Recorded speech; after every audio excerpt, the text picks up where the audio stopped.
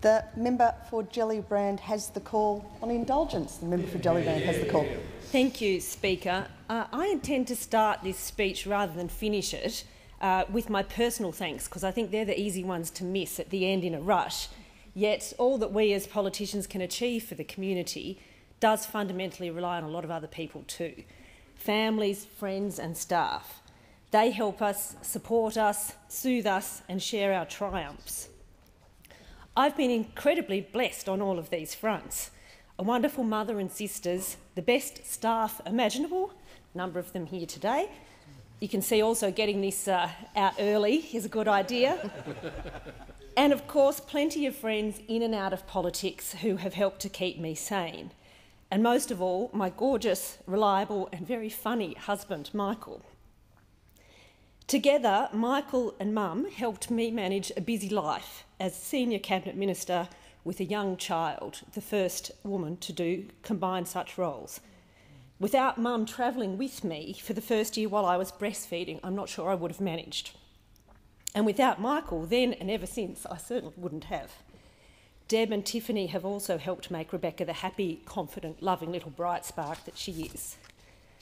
Mum is responsible for a number of funny moments in my political life, and I think the former Prime Minister might remember one of them. My favourite being when in 2007, Mum marched up to Kevin, then just a newly sworn-in Prime Minister, on the very day that we were at Government House, pushing ministers to the side, demanding that he promise to give me some time off to get married, or he feared it would never happen, or she feared it would never happen. And I think it's probably the only time I've seen Kevin stuck for words. In 15 years in Canberra, I've also been very lucky to have good friends to flat with, for many years with Adrienne, and then for the last 4 years with Lisa, Michael and their 3 children. Warm company, non-political discussion and chocolate was a much-needed balm on many occasions after a day in this place, and I thank them. Perhaps weirdly, I also need to thank Tony Abbott. I wish to thank him for providing the material for some of the most memorable moments of my political career. Standing me up and then swearing at me at the press club in the 2011 election campaign, although it was awkward at the time, I think cost him and the Liberal Party much, much more. For producing those silly golf balls that made from an irresistible gag in the Parliament, and for continuing to take donations from tobacco companies, allowing me to coin the phrase, "kick the habit, Mr Abbott." More seriously, thank you to the ALP members in Gellibrand and the electors of Gellibrand, allowing me the honour of representing them at 5 elections. From Western Health, ethnic community leaders, the Bulldogs or the Maidstone Community House, or local councils, I've loved working with the community and hope that I've lived up to their expectations. There have been more staff than I can thank here for their friendship and for their hard work. Suffice to say that any of my successes were yours too. And I'm glad some of them are here today, and I'm looking forward to the big cook-up that I'm doing for them soon. Getting and keeping good staff is one of the best compliments a minister can get, and one of the wise investments to make in political life. I do want to particularly thank my longest-serving staff member, Narelle, for her professionalism and friendship, and Angela for her brains and leadership over so many years. And I'd like to take this chance to wish Chris and Connie all the best for their upcoming wedding. For colleagues, it's an exercise of love and loyalty to work for this great Labor cause that we believe in, but to do it together makes it even more satisfying. Thank you to my friends here, particularly to my Victorian colleagues, the class of '98 and my ministerial friends. A particular thank you to Mark, Justine, Warren and Catherine for the work as the health team during the very busy health reform days. And this brings me to a special thank you to the Prime Minister, Julia Gillard.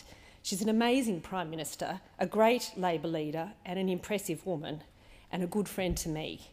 And we should be proud of her and her work, but more of that later.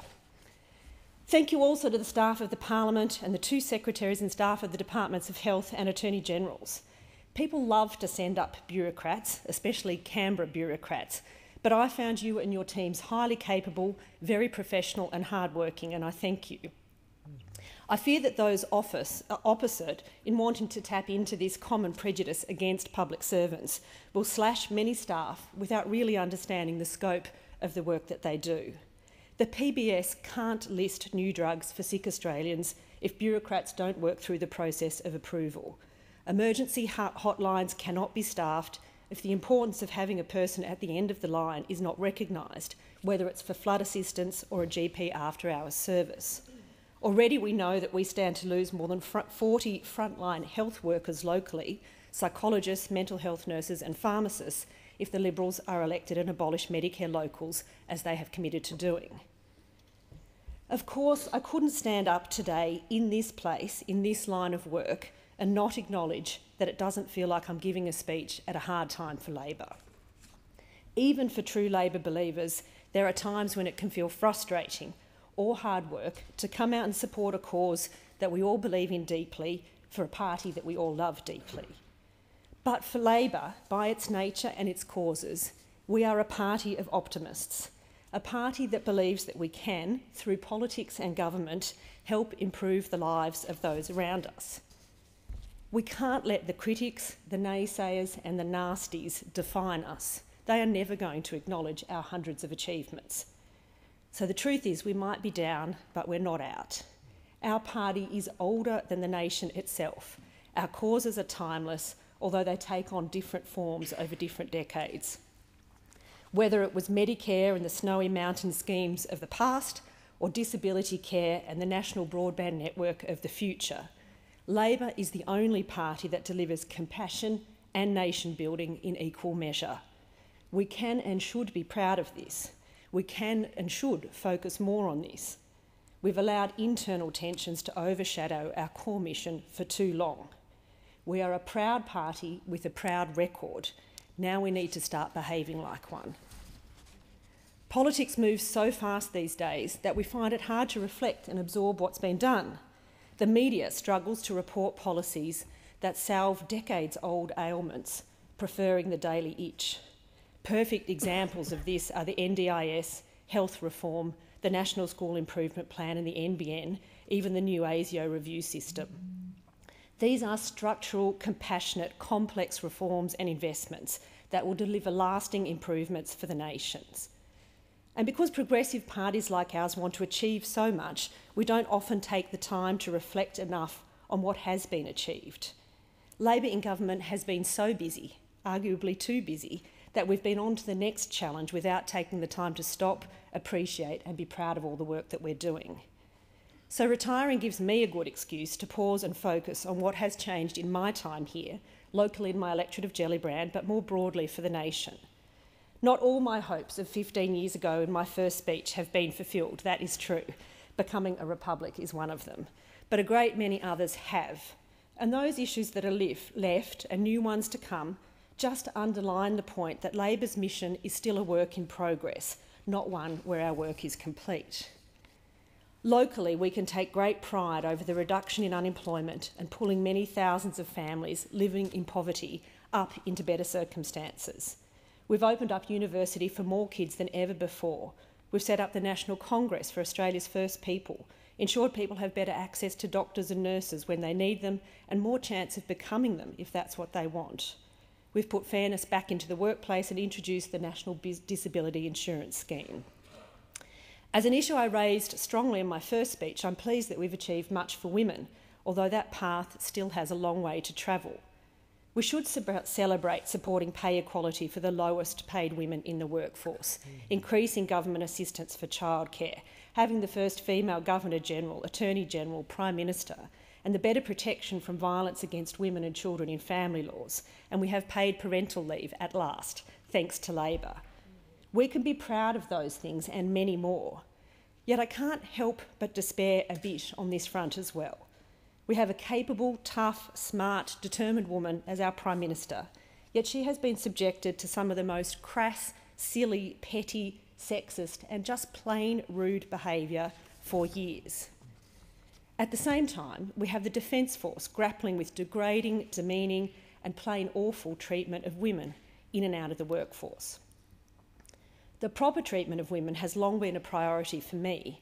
In the law, before I came here, I acted for too many women, young and old, who were treated appallingly in their workplaces, from pizza shops to TAFE colleges. And these latest events show us that there is a dangerous underbelly still compromising women in Australia, and that the feminist cause is just as urgent as before. It really is time for people to understand how corrosive sexism is, to acknowledge that it deliberately sets out to diminish authority and sideline the real issues, how constantly sexualising women disempowers them, and how extreme and violent language can turn into or encourage violent and dangerous behaviour. I'm proud to be on this side of the House amongst so many Labor women and men fighting to tackle this issue that affects so many Australians in many walks of life. Men are joining women in these fights. Stephen Smith, as the Defence Minister, couldn't have been more clear in his expectations for our military, despite his strong stand being criticised initially within Defence. Bill is fighting to get rights to request part-time work into our laws. Simon and Kevin, as leaders, were never afraid to have good women in senior roles in their show. And personally, I want to thank Joe Ludwig for covering me so willingly while I was on maternity leave, and Anthony Albanese for insisting that I be given leave to attend Rebecca's first day at school. These fights are both small and big, national and personal, and I'm proud that for Labor, it's the men and women fighting together for these changes. These changes will make us a better nation. They will utilise the nation's potential more thoroughly. And after all, isn't that what Labor's about? Whether it's women fulfilling their potential freely or getting all Australians access to the high-speed broadband, whether they're in city or country, rich or poor, for education, for employment or just for fun, and better schooling for kids who need the most help. This is the great work of our party. And these issues, along with many others, highlight that our work is not yet done here, that our efforts are all part of a long Labor continuum that will continue well past today. Each step is just one in the great sweep of Labor history, taking years, if not decades, to build a better country. As we fight each and every new challenge, we must remember that Labor is on the good side of the nation's history. It's a record and history we need to discuss more widely and use it to help shape a positive future. Focus on this example. When I was elected 15 years ago, a bright young kid in my electorate who dreamed of being a doctor could not train in the west of Melbourne at all. Now they can study in new science labs at Braybrook Secondary School. They can do their whole medical training in the west at Sunshine Hospital or at Werribee. At Sunshine, home to Melbourne University's first new medical school in a century. They can train near home where their professional skills are sorely needed in a community they understand and are part of, all because of Labor investments. But this story is replicated across the country, from the first Northern Territory Medical School, making a medical degree more of an option for Indigenous kids wanting to stay close to land, or to the Blacktown Clinical School, training much-needed health staff for the busy western suburbs of Sydney. And of course, not all our kids want to be doctors, so we've invested in other facilities. Just in my electorate, budding young chefs can visit the hospitality school at Victoria University or see the new aviatronics centre being built at Footscray City College, all built as part of Labor's education revolution. We're the ones who've rebuilt the schools and kept the nation's tradies in employment when other countries dipped into severe recession. We're the ones who invested in hospital, cancer and GP infrastructure, where the states let down communities like Bega or Albury or Nepean or Whyalla or Townsville or so many more. We've invested in people as well as infrastructure. In my part of the country, that's the Ring Road, Regional Rail, now Melbourne Metro. All the while, the Liberals are promising to ease traffic burdens in the east. But this story is replicated across the nation. And that's not even to mention some of a long list of smaller investments, nevertheless significant in Gellibrand, like the community chef in Altona, wonderful new housing for the homeless and disabled, the Australian Ballet Warehouse, the Yarraville Community Centre, the Bulldog Sports Centre, community childcare, green investments in industry like Toyota and CSR Sugar. The point is, locally and nationally, we are giving people a better future, investing to build a nation and investing compassionately. In my first speech, I mentioned my dad having died when I was young from cancer of the esophagus. I didn't imagine then that I would be later staring down tobacco companies and defending our actions in the High Court, nor that I'd be speaking to the United Nations about our world-first plain packaging laws. Nor did I might say, expect to be serenaded by Simon Chapman or Paul Grogan for their unique take on the song Leader of the Pack, or to have Mayor Michael Bloomberg declaring in his New York drawl that when it comes to health prevention, Nicola Roxon is a rock star. And so I'm very proud of that work, whether it was my father dying too young 35 years ago or Minister Emerson's brother just last month. I'm proud that we're trying to reduce the harm to other families. And I'm proud of our regional cancer centres, PBS listings, High Court appointments, properly recognising midwives and nurses. I must say that national pricing and performance measures in health or establishing e-health records must rate amongst the least sexy reforms to advocate, but they will enable efficiency and innovation into the future. And I could keep going on a much longer list, through to the importance of setting up the Royal Commission into Child Abuse, or at last seeing a National Children's Commissioner established, but I would keep you all here till dinner time.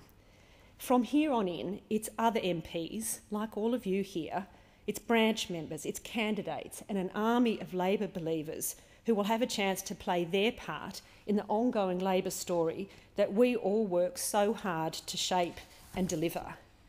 The nation needs you to tackle the growing insecurity in employment that is starting to haunt workers, particularly women.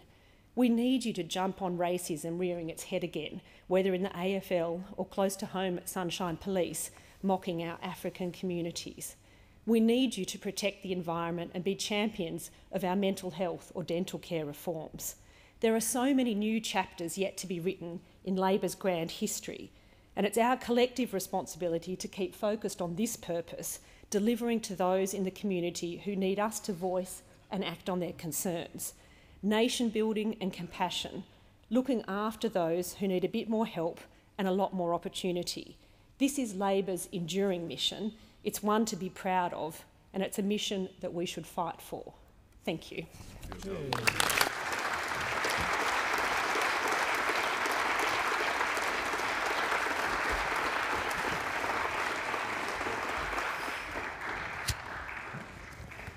I've received a message from the Senate informing the House that the Senate concurs with the resolution of the appointment of the Joint Select Committee on Disability Care Australia. The Leader of the House. I ask Leader of the House to move a motion to refer bills to the Federation Chamber for further consideration. Is there any objection to leave being granted? There being no objection, the Leader of the House. I move that the following bills be referred to the Federation Chamber for further consideration. Marriage Amendment, Celebrant Administration and Fees Bill 2013, Marriage, Celebrant Registration Charge Bill 2013, Therapeutic Goods Amendment 2013, Measures No. 1 Bill 2013. The question is that the motion moved by the Leader of the House be agreed to. All of those of that opinion say aye. To the contrary, no. I think the ayes have it. As I won't be able to get over to the member for Gellibrand, can I pass on my congratulations also on a fantastic valedictory?